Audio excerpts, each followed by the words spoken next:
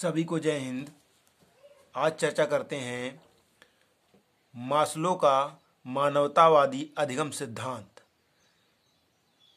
Abraham Harold Maslow America के प्रसिद्ध मनोवैज्ञानिक थे। इन्होंने मानवतावादी विचारधारा में विश्वास रखने वाले मनोवैज्ञानिकों द्वारा मानवतावादी अधिगम सिद्धांतों को जन्म मिला। इन मनोवैज्ञानिकों में जिनकी प्रमुख रूप से गिनती की जाती है उनमें कार्ल रोजर्स, जिन्होंने अधिगम का अनुभवजन्य सिद्धांत दिया था, अब्राहम मास्लो, जोहन हाल्ट तथा मैकोम नाउल्स के नाम अधिक उल्लेखनीय हैं। अब्राहम मास्लो ही वो पहले मनोवैज्ञानिक थे जिन्होंने मनोविज्ञान के विकास के इतिहास में पहली बार मानवतावादी विचारधारा को तीसरी शक्ति के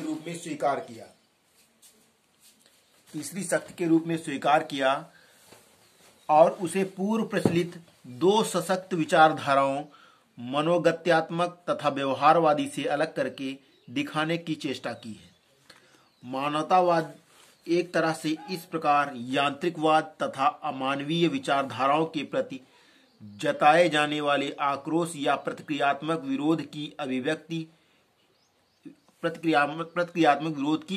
थी। इस विचारधारा ने खुले रूप से यह घोषणा की कि अब समय आ गया है कि हम मनुष्यों के साथ वस्तुओं और मशीनों की तरह व्यवहार करना बंद कर दें, उसके साथ मानवीय ढंग से पेश आएं तथा उसकी वैयक्तिकता और आत्म का ध्यान रखें। परिणाम स्वरूप मनोविज्ञान में व्यक्तियों के अधिगम व्यवहार को जानने के लिए व्यवहारवादी एवं मनोगत्यात्मक विचारधाराओं के स्थान पर मानवतावादी विचारधारा को स्थान देने के प्रयत्नों को बढ़ावा मिला। हम क्यों सीखते हैं तथा कैसे सीखते हैं, इसकी व्याख्या अब मानवतावादी दृष्टिकोण से होने लगी। इस प्रकार के मानवतावादी दृष्टिकोण के माध्यम से अधिगम प्रक्रिया की व्याख्या करने वाले मनोवैज्ञानिकों में से जिन मनोवैज्ञानिकों ने अधिक ख्याति अर्जित की उनमें Carl Rogers, Abraham Harold Maslow के नाम बहुत अधिक उल्लेखनीय हैं। परंतु यहाँ हम इस समय अधिगम प्रक्रिया के स्पष्टीकरण हेतु अब्राहम मास्लो के मानवतावादी दृष्टिकोण युक्त अधिगम सिद्धांत का विशेष रूप से चर्चा करना चाहेंगे। अब्राहम मास्लो द्वारा प्रतिपादित मानवतावादी अधिगम सिद्धांत का उद्गम स्रोत उसी के द्वारा विकसित मानव मात्र की आवश्यकताओं के श्रृंखलाबद्ध क्रमिक व्यवस्थापन, जिनको आप hierarchical arrangement of human needs कहते हैं, संबंधी अवधारणा में ही निहित है। आइए इससे परिचित होने का प्रयास करते हैं, जितना हम बेटर प्रयास कर पाते हैं।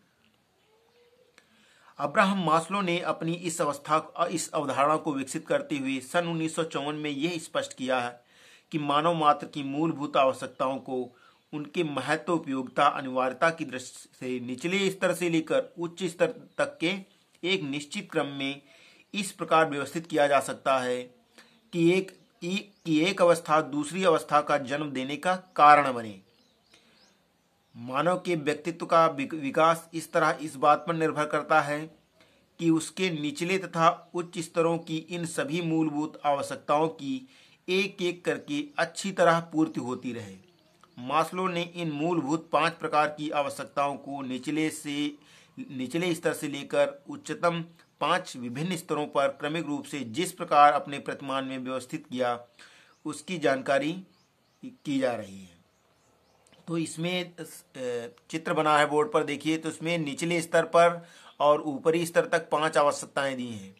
आइए हम पहले प्रथम स्तर पर, निचले स्तर पर बात करते हैं। फर्स्ट में कि सबसे निचले प्रथम स्तर पर शारीरिक आवश्यकताएं आती हैं, फिजियोलॉजिकल नीड्स आती हैं। इन आवश्यकताओं के उदाहरण के रूप में हम भूख, प्यास, निद्रा, विश्राम, यौन तथा मल मूत्र त्याग आदि आवश्यकताओं का नाम ले सकते हैं। मानव मात्र की यह सबसे पहली आवश्यकताएं हैं जिनकी उसको अपने जीवित रहने की, स्वस्थ रहने की, सृष्टि बनाए रखने के लिए बहुत अधिक जरूरत पड़ती है। जब तक इस स्तर की आवश्यकताओं की पूर्ति नहीं हो जाती, व्यक्ति दूसरे स्तर की आवश्यकताओं की पूर्ति के बारे में या विषय में सोच नहीं पाता है। तो प्रथम स्तर हमारा जो है फिजियोलॉजिकल नीड्स हैं। यदि प्रथम स्तर की आवश्यकताएं पूर्ण होती हैं तो हम दूसरे स्तर की आवश्यकताओं के विषय में सोचने लगते हैं। दूसरे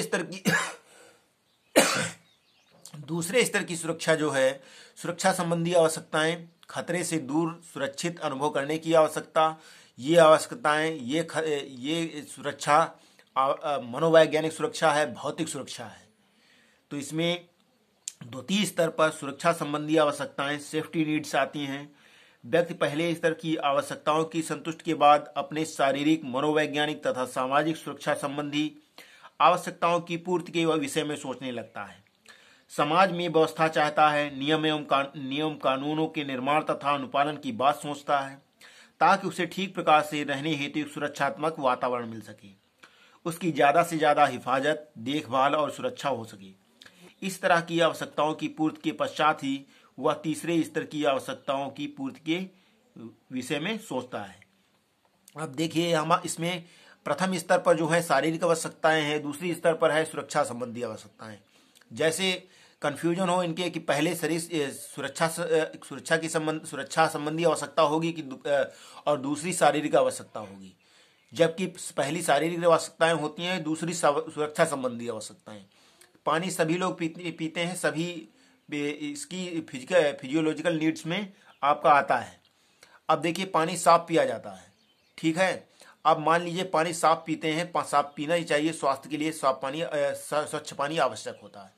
यदि आप पानी पी रहे हैं और कभी ऐसा हो कि आपको पानी उपलब्ध ना हो, तो पानी उपलब्ध ना हो और कहीं से थोड़ा सा पानी आपको मिल जाए, वो साफ ना हो, स्वच्छ ना हो, गंदा हो, कुछ गंदा हो, तब भी यदि आप बहुत प्यासे होंगे तब उसमें से कुछ पानी पिएंगे। तब देखिए, आपने जो प्यास की थी बात, वो पहली आवश्यकता थी प्यास, आपने शारीरिक आवश्यकता को पहले ध्यान में दिया, सुरक्षा की आवश्यकता को बाद में ध्यान दिया कि वो पानी गंदा था, असुरक्षित था, स्वास्थ्य के लिए अच्छा उचित नहीं होगा। तो पहली आवश्यकता आपकी शरीर की आवश्यकता है, दूसरी सुरक्षा की। जब शरीर की आवश्यकता नहीं पूर्ण हो रही है तो हम सुरक्षा को दरकिनार कर देंगे। तो वही बात बताई गई है कि एक पद है जो दूसरे को जन्म दे रहा है। जब हमारी शारीरिक आवश्यकताएं, भूख प्यास सब ये हो जाएगा, आवश्यकताएं पूर्ण होंगी, तब हम सुरक्षा की बात सोचते हैं, तब सुरक्षा के नियमों का पालन करते हैं, तब हम मनोवैज्ञानिक और भौतिक खतरों से सुरक्षित रहने की बात करते हैं, समाज के कानून को मानते हैं, सामाजिक नियमों को मानते हैं और किस प्रकार से हमारी हिफाजत और सुरक्षित रह सकें। आइए देखते हैं तीसरे प्रकार की आवश्यकताएं, प्यार और दूसरों से संबंधित रहने की आवश्यकता, समूह विशेष का अंग बनने तथा प्यार पाने और करने की आवश्यकता। तो इसमें आपका तृतीय स्तर पर अनुभव की जाने वाली मानवीय आवश्यकताओं में प्यार और दूसरों से संबंधित रहने की मूलभूत आवश्यकताएं आती हैं। प्रत्येक व्यक्ति, चाहे वह किसी भी आयु, सामाजिक, सांस्कृतिक स्तर, लिंग, धर्म, वर्ण का हो, समान रूप से प्यार करना चाहता है तथा उसमें किसी एक समूह, वर्ग या श्रेणी से संबंधित रहने, उस समूह में रहने का एक अंग बन जाता है। उसके द्वारा अपने को स्वीकार कर लेने तथा उसके प्रति अपनापन अनुभव करने की बेहद चाह पाई जाती है। इस प्रकार की मनोसामाजिक आवश्यकता की पूर्ति होना उसके अपने तथा समाज के हित के लिए बहुत अधिक आवश्यक होता है। जब तक उसकी इस आवश्यकता की पूर्ति नहीं हो जाती, वह चौथे स्तर की आवश्यकता के पूर्ति के विषय में नहीं सोच सकता। तो चौथा जो स्तर है आपका आत्मसम्मान, स्टीम बनाए रखने की आवश्यकता, दूसरे सम्मान पाने की उपलब्धि और प्रसिद्धि की आवश्यकता सोचता है।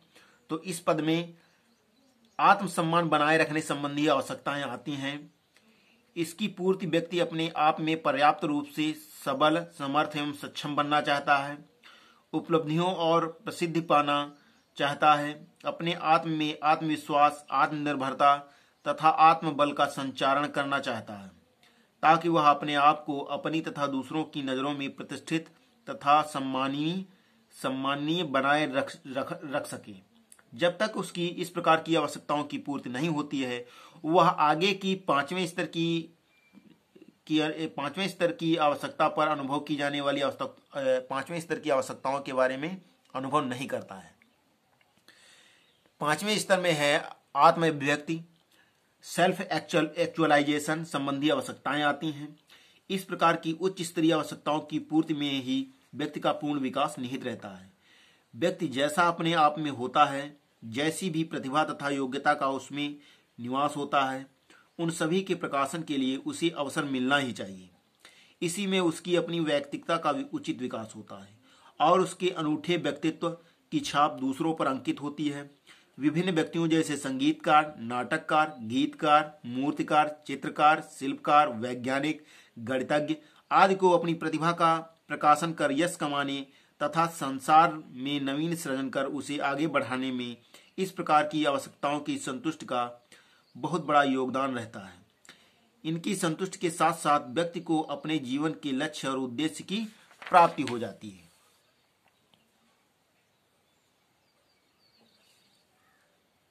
वीडियो देखने के लिए धन्यवाद।